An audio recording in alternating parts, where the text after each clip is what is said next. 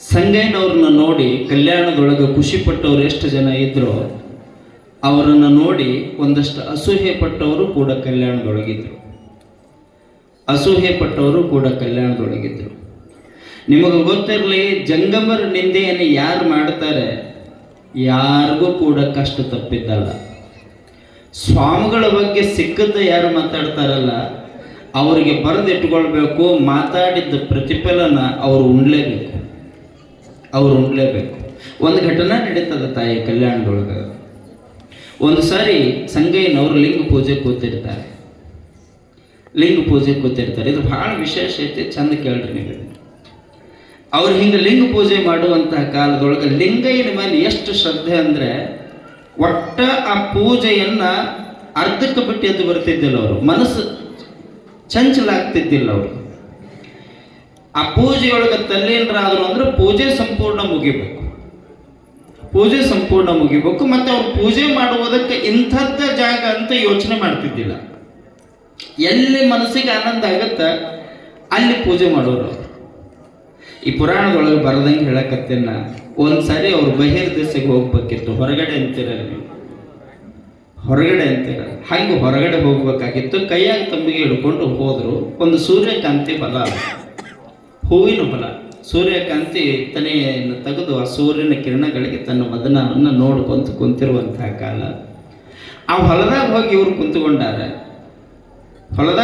ಕುಂತ್ಕೊಂಡಾರ. ಹೂ ಭಾಳ ಚಂದ ಕಾಣಕತ್ತಾವ. ಅವ್ರ ಮನಸ್ಸಿಗೆ ಅನಿಸ್ತಂತ, ಅರೆ ಇದು ಭಾಳ ಚಂದ ಐತಲ್ಲ ಹೂ, ಇದನ್ನ ಲಿಂಗೈಗೆ ಏರಿಸ್ಬೇಕು ತಡಿ ಅಂತ ಅಲ್ಲೇ ಪೂಜೆ ಕುಂತರು ನೋಡವ್ರು.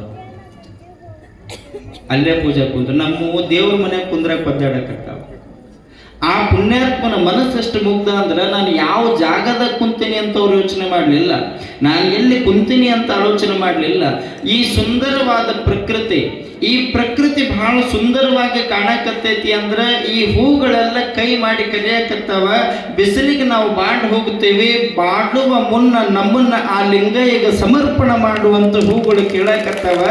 ನಾವು ಅರ್ಪಿಸಿಬಿಡಬೇಕು ಅಂತ ತಿಳ್ಕೊಂಡು ತಾವು ಕುಂತದ್ದನ್ನು ಮರೆತರು ಅಂಗೈಯೊಳಗೆ ಲಿಂಗಯ್ಯನ ಹಿಡ್ಕೊಂಡು ಆ ಹೂ ಹರಿದು ಅದಕ್ಕೆ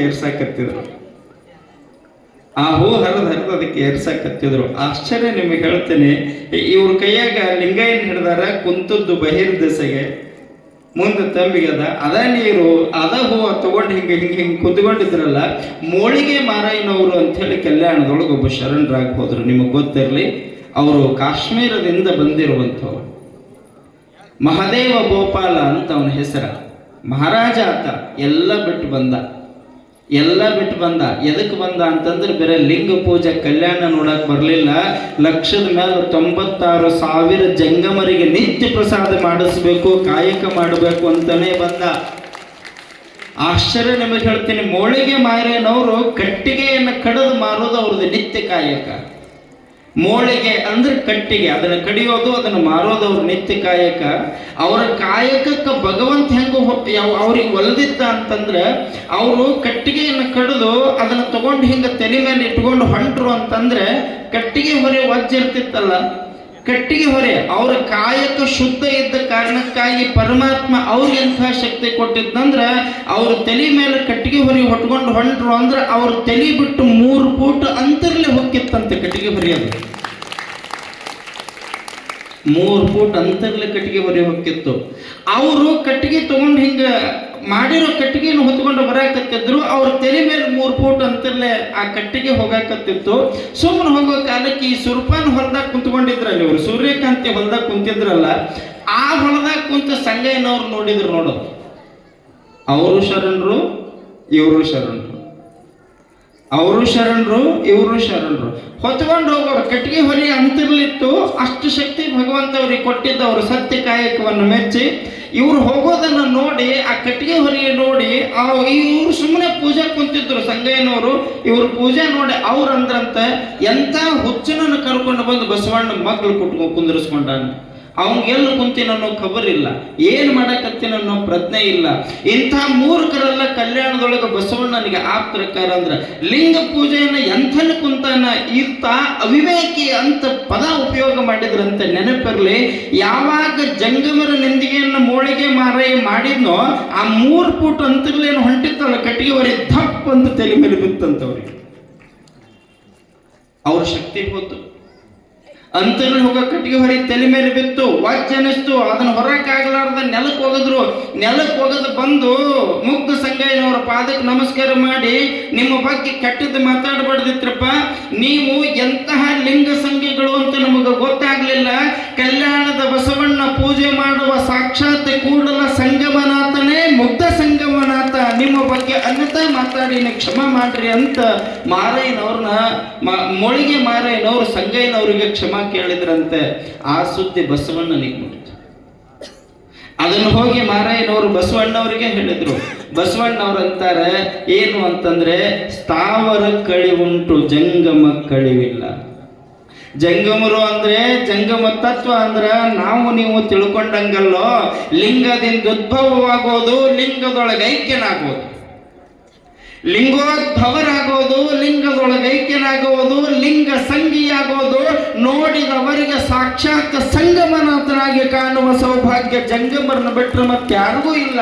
ಅಂಥ ಜಂಗಮರ ನಿಂದನೆ ಮಾಡಿದ್ದು ನಿಮ್ಮ ತಪ್ಪು ಅಂತ ಹೇಳಿ ಮಾರಯ್ಯನವ್ರಿಗೆ ಹೇಳಿದ್ರಂತೆ. ಈ ಸುದ್ದಿ ಕೊಂಡಿ ಮಂಚಾನ ತಗೊಂಡು ಹೋಗಿ ಬಿಜ್ಜಳಿಗೆ ಹೇಳಿದರು. ಈ ಸುದ್ದಿನ ಕೊಂಡಿ ಮಂಚಣ್ಣ ತಗೊಂಡು ಹೋಗಿ ಬಿಜ್ಜಳಿಗೆ ಹೇಳಿದ. ಏನ್ರಿ ಕಲ್ಯಾಣದೊಳಗೆ ನಡೆಯೋದು ನಡೆಯಾಕತ್ತೈತಿ, ನಡಿಬಾರ್ದು ನಡೆಯಾಕತ್ತೈತಿ, ಏನ್ ಅಸಹ್ಯ. ಯಾವನೋ ಒಬ್ಬ ಬಂದಾನಂತ, ಅವ ತಿಪ್ಪ್ಯಾಗ ಕುಂತ್ಕೊಂಡು ಲಿಂಗ ಪೂಜೆ ಮಾಡ್ತಾನಂತ. ಆ ಲಿಂಗ ಪೂಜೆ ಮಾಡಿದವನ ಬಗ್ಗೆ ಮಾತಾಡಿದ್ರೆ ಇವ್ರ ಕಟ್ಟಿಗೆ ಬರೀ ತಲೆ ಮೇಲೆ ಬೀಳುತ್ತಂತ. ಬಸವಣ್ಣವ್ರು ಏನು ಮಾಡಕ್ ಹೊಂಟಾರ, ಎಲ್ಲರನ್ನೂ ದೊಡ್ಡವ್ರನ್ನ ಮಾಡಕ್ ಹೊಂಟಾರಂತ ಕೊಂಡಿ ಮಂಚಣ್ಣಿಗೆ ಹೇಳಿದ. ಬಿಜ್ಜಳ ಮಹಾರಾಜಿಗೆ ಹೇಳಿದ. ಬಿಜ್ಜಳ ಮಹಾರಾಜ ಬಸವಣ್ಣವ್ರನ್ನ ಕರೆಸಿ, ಸುಮ್ಮನಿರ್ಬೇಕಿಲ್ಲ, ಯಾರ್ಯಾರ ಹೇಳ್ತಾರಂತ ಅವ್ರ ಮಾತು ಕೇಳಿ ಬಿಡಬಾರ್ದು, ನಮ್ಮೂ ಕಿವಿ ಒಂದಿಟ್ಟು ಗಟ್ಟಿರ್ಬೇಕಲ್ಲ. ನಿಮ್ಮ ಅಜ್ಜಾರ್ ಚಲೋ ಇಲ್ಲ ಅಂದ ತಕ್ಷಣ ಹೌದ್ರಿ ನಮ್ಮ ಅಜ್ಜಾರ್ ಚಲೋ ಇಲ್ಲ ಅನ್ನೋದಲ್ಲ, ಹೌದ್ರಿ ನಮ್ಮ ಅಜ್ಜಾರ್ ಚಲೋ ಇಲ್ಲ ಅನ್ನೋದಲ್ಲ. ಅಪ್ಪಿತಪ್ಪಿ ಯಾವನಾರ ಸ್ವಾಮಿಗಳ ಬಗ್ಗೆ ಮಾತಾಡ್ತಾನಂದ್ರೆ ಕರ್ಕೊಂಡು ಹೋಗಿ ಒಳಗೆ ಕುಂದ್ರಿಸಿ ಕಪಾಳ ಹೊಡೆದು ಹೇಳ್ಬೇಕು, ಅವ್ರು ನಮ್ಮ ಅಜ್ಜಾರ ಅದಾರ ಹುಚ್ಚ, ಅವ್ರು ಚಲೋ ಅದಾರ ಇಲ್ಲ ಅಂತ ನಮ್ಮ ಮನಸ್ಸಿಗೆ ಗೊತ್ತೈತೆ, ನಿನಗೇನು ಗೊತ್ತೈತೆ, ಬಾಯಿ ಮುಚ್ಕೊಂಡು ಕುಂದ್ರು ಅನ್ನಬೇಕು.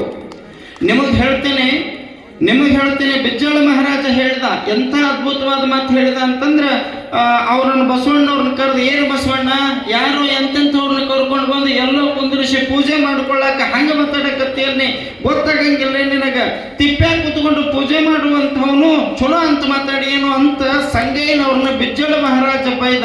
ಬರೀ ಬೈಯೋದಟ್ಟ ತಡ, ಆ ಜಂಗಮರಿಂದಲೇ ಬಿಜ್ಜಳ ಮಹಾರಾಜನ ಬಾಯಿಯೊಳಗೆ ಹುಳ ಬೀಳಕತ್ತಿದ್ವಂತ ನೋಡ್ರಿ. ಅವ್ನ ಹೊಟ್ಟೆಯಾಗ ಬೆಂಕಿ ಬಿತ್ತು, ಅವ ಒದ್ದಾಡಕತ್ತಿದ. ಆ ಹೊಟ್ಟೆಗೆ ಹುಳ ಬಿದ್ದವಂಗ, ಬೆಂಕಿ ಬಿದ್ದವಂಗ ಔಷಧ ಯಾರು ಕೊಟ್ಟರು ಅನ್ನೋ ವಿಚಾರ ನಾಳೆ ದಿವಸ ನಾವು ನೀವೆಲ್ಲ ನೋಡೋಣ. ಇವತ್ತು ಎಲ್ಲ ಪರಮ ಪೂಜ್ಯಪಾದರಿಂದ ರೇಣುಕಾಚಾರ್ಯರ ಜಯಂತಿ. ಈ ಜಗತ್ತಿಗೆ ಧರ್ಮ ಸಂದೇಶವನ್ನು ಕೊಟ್ಟವರು. ನಾವೆಲ್ಲರೂ ಇವತ್ತು ಧರ್ಮದಿಂದ ಬದುಕಾಕತ್ತೀವಿ ಅಂದ್ರೆ, ನಾವೆಲ್ಲರೂ ಇವತ್ತು ಧರ್ಮದಿಂದ ಬದುಕಾಕತ್ತೇವೆ ಅಂದ್ರೆ ಮೈಕ್ ಸಿಕ್ಕೈತಿ ಅಂತ ಕಂಡದ್ದು ಮಾತಾಡೋರಿಗೆ ಈ ವೇದಿಕೆಯ ಮೇಲೆ ಸ್ಪಷ್ಟವಾಗಿ ಹೇಳೋದಕ್ಕೆ ಇಚ್ಛಪಡ್ತೇನೆ. ಧರ್ಮ ಹುಟ್ಟೈತಿ ಅಂತಂದ್ರೆ, ಧರ್ಮ ಉಳಿದೈತಿ ಅಂತಂದ್ರೆ, ನಾವು ನೀವುಗಳೆಲ್ಲ ಇವತ್ತು ದೇವರಿಗೆ ಎರಡೂ ಕೈ ಮುಗಿದು ನಮಸ್ಕಾರ ಮಾಡಕತ್ತೇವಿ ಅಂದ್ರೆ ಜಗದಾಚಾರ್ಯರು ಹಾಕಿಕೊಟ್ಟ ಸಂಸ್ಕಾರ. ಮಾನವ ಧರ್ಮಕ್ಕೆ ಜಯವಾಗಲಿ, ಧರ್ಮದಿಂದ ವಿಶ್ವಕ್ಕೆ ಶಾಂತಿ, ರೈತರ ಬಾಳ ಹಸನಾಗಲಿ, ಪ್ರತಿಯೊಬ್ಬರ ಮನೆಯೊಳಗೆ ಕಲ್ಯಾಣ ಆಗಲಿ, ಮತ್ತೊಬ್ಬರ ಜೀವನ ಬೆಳಗಲಿ.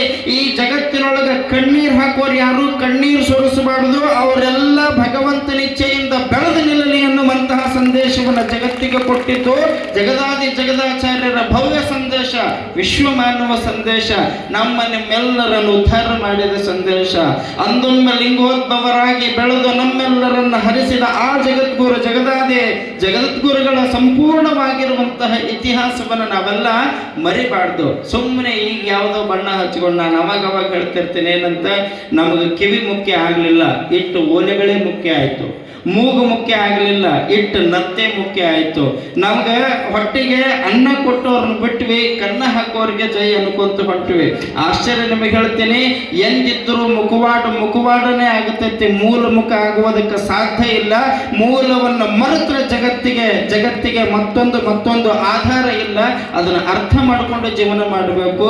ಮತ್ತೊಂದು ಸಾರಿ ಹೇಳ್ತೇನೆ, ಹುಟ್ಟಿರುವ ಪ್ರತಿಯೊಬ್ಬ ಜೀವಿಯ ಏಳಿಗೆಯನ್ನು ಬೆಳೆಸಿರುವಂತಹ ಜಗದಾಚಾರ್ಯರು ನಮ್ಮ ಉಸಿರಿಗೆ ಉಸಿರಾಗಬೇಕು ಅನ್ನೋ ವಿಚಾರ ತಿಳಿಸಿ ನನ್ನ ನುಡಿ ಸೇವೆಯನ್ನು ಗುರುವಿನ ಪಾದಕ್ಕೆ ಸಮರ್ಪಣೆ ಮಾಡ್ತೇನೆ. ತಮ್ಮೆಲ್ಲರಿಗೂ ಶುಭವಾಗಲಿ. ಸರ್ವೇ ಜನ ಸುಖಿನೋ ಭವಂತು. ಅತ್ಯಂತ ಸುಂದರವಾಗಿ ನಮ್ಮೆಲ್ಲರಿಗೂ ಕೂಡ ಪ್ರವಚನವನ್ನು ಉಣಬಡಿಸಿರ್ತಕ್ಕಂಥ ಶ್ರೀ ವೇದಮೂರ್ತಿ